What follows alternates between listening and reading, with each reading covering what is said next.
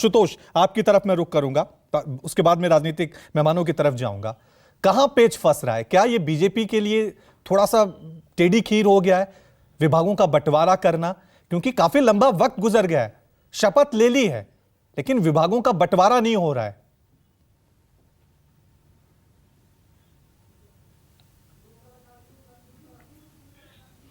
आशुतोष जी, आपने शायद म्यूट कर रखा है। रवि, मेरा साफ तौर पर मानना है कि महाराष्ट्र में भारतीय जनता पार्टी ने खुद अपने पैरों पर कुल्हाड़ी मारी है।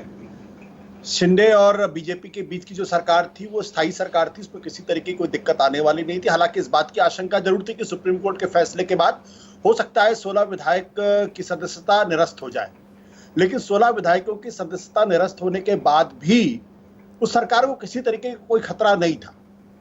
तो जाहिर सी बात है, फिर अजीत पवार की पार्टी, फिर शरद पवार की पार्टी को तोड़ने का कारण क्या था?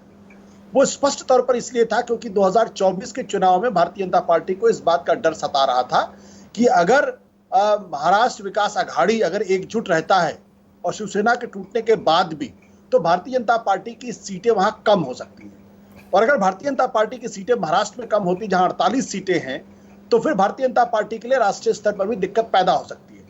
लिहाजा अजीब स्थिति है कि जिस बिहार के अंदर जब नीतीश कुमार बीजेपी के साथ थे, तब बड़े समर्थ मुख्यमंत्री माने जाते थे, ईमानदार मुख्यमंत्री माने जाते थे, कड़क मुख्यमंत्री माने जाते थे।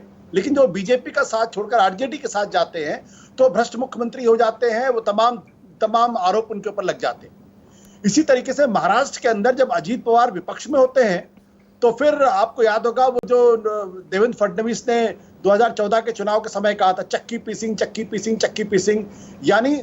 और कुछ दिन पहले प्रधानमंत्री जिस एनसीपी के बारे में कहते थे कि 70,000 करोड़ का घोटाला है, उन्हीं अजीत पवार को आप गले लगा लेते हैं। तो बात बिल्कुल स्पष्ट है। जो बात अभी साइना एनसी ने कहा कि विनेबिलिटी नई पॉलिटिक्स है, तो विनेबिलिटी में राजनीतिक मोरालिटी का कोई मतलब नहीं, पॉलिटिकल मोरालिटी का कोई मतलब नहीं है। जो आपको चुनाव जिता दे, अगर ब्रजभूषण सिंह आपको चुनाव जिता सकते हैं, तो फिर महिला पहलवान कितने भी आरोप लगाए उसका कोई फर्क नहीं पड़ता है।